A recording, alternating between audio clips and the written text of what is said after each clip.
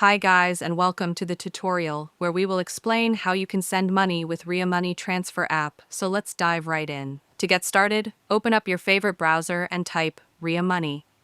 You'll see a bunch of results. Go ahead and click on the official Ria Money Transfer website.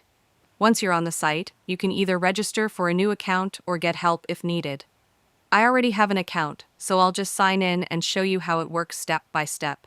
After logging in, click on Send Money. Then, select your destination country and enter the amount you want to send. You'll immediately see an estimate of how much the recipient will receive. Next, choose your payment method, either a credit or debit card, and select your delivery option: cash pickup, bank deposit, mobile wallet. For this example, I'm choosing cash pickup. Scroll down and click Continue.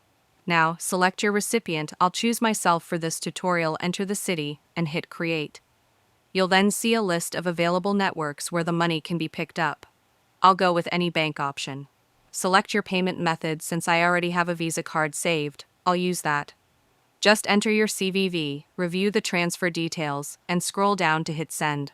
I won't complete the transfer since this is just a demo, but now you know exactly how it's done. And that's it, you are done.